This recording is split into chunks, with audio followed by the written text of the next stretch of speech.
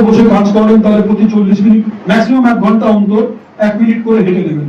তা না হলে সিগারেট খেলে যে ইফেক্টটা হয় ওই ইফেক্টটা হবে। বিশিষ্ট সমাজসেবী ডক্টর সুরেশ কুমার আগরওয়ালের পরিচালনায় world yoga and meditation academy এবং প্রজ্ঞান ফাউন্ডেশনের যৌথ উদ্যোগে কলকাতার ভবানীপুরের প্রজ্ঞান ভবনে 3 ঘন্টার একটি বিশেষ যোগ ও ধ্যান কর্মশালার আয়োজন করা হয়েছিল। যোগ এবং ধ্যান আমাদের দেশের একটা বিরাসত, হেরিটেজ, এবং এটা এমন একটা জিনিস যেটা আমরা সারা পৃথিবীকে গিফট করেছি। এবং যোগ এবং ধ্যানের উপযোগিতা সর্বকালেই ছিল, এক এক কালে এক একটা কারণে থাকে। এই কালে যেটা দাঁড়িয়েছে সেটা হচ্ছে আগে যেরকম এটার প্রয়োজনীয়তা ছিল আমাদের আধ্যাত্মিক উন্নতির জন্য বিশেষত, সেজন্যই যোগ এবং ধ্যানের আবিষ্কার করা হয়েছিল, সেটা প্র্যাকটিস করা হতো এককালে। এখন ইদানিং কালে, আধুনিক কালে এটা আমাদের শুধু আধ্যাত্মিক বিকাশের জন্যই নয়, আমাদের মানসিক এবং শারীরিক এবং আমাদের ইমোশনাল ডেভেলপমেন্টের জন্য খুবই প্রয়োজন। আমরা আজকে বিভিন্ন সোশ্যাল মিডিয়ার কারণেই হোক কিংবা বিভিন্ন পরিস্থিতির জন্য আমরা অলওয়েজ ডিস্ট্র্যাক্টেড থাকি, ফোকাস করাটা খুব মুশকিল হয়ে যাচ্ছে আমাদের পক্ষে। এই ফোকাসটাকে ফিরিয়ে নিয়ে আসার জন্য, অ্যাটেনশনটাকে নিয়ে আসার জন্য এবং মানসিক শান্তির জন্য যোগ এবং ধ্যান প্রত্যেক মানুষের প্রত্যেক দিন এটা প্র্যাকটিস করা উচিত। না, সম্বর্ধনা পাওয়াটা সবসময় একটা প্রেরণাদায়ক থাকে মানুষের। তো আজকে প্রায় 12 জনকে সম্বর্ধনা জানানো হলো বিভিন্ন ফিল্ড থেকে, এবং যোগের মাধ্যমে যে আমাদের যোগের উপরে যে আমাদের সম্বর্ধনা দেওয়া হয় সেটা আমাদের 21শে জুন বিশ্ব যোগ দিবসে দেওয়া হয়। আজকে যেটা হলো সেটা অন্যান্য বিষয়ের উপরে তাদের সম্বর্ধনা দেওয়া হয়েছিল।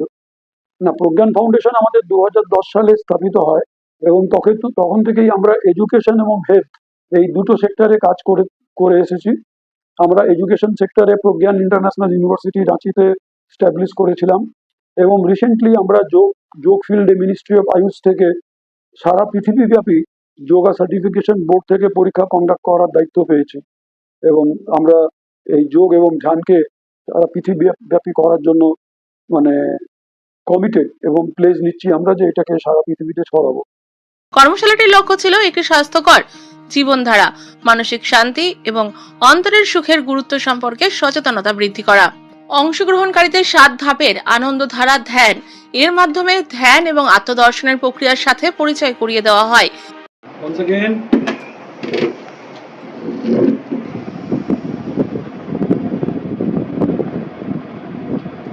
breathe out. Starting, এটা করবেন। নিয়মিত যোগ ও ধ্যানের মাধ্যমে একজন ব্যক্তি তার অন্তরের যাত্রাকে বুঝতে পারে, মানসিক চাপ কমাতে পারে এবং জীবনে সুখ, শান্তি, সুস্বাস্থ্য, ভারসাম্য অর্জন করতে পারে। এমনই সব গুরুত্বপূর্ণ ব্যাখ্যা করেন উপস্থিত আয়োজকরা। নিজের ভেতরের যাত্রা স্থায়ী শান্তি ও সুখের দিকে নিয়ে যায়। একটি শান্ত মন, উন্নত স্বাস্থ্য, অন্তরের শান্তি, অধিকতর সুখ এবং একটি ভারসাম্যপূর্ণ জীবনকে এই উদ্যোগের প্রাথমিক উদ্দেশ্য হিসেবে উল্লেখ করা হয় বলে বার্তা দেওয়া হয়। অনুষ্ঠানটিতে অগণিত মানুষের উপস্থিতি লক্ষ্য করা যায়।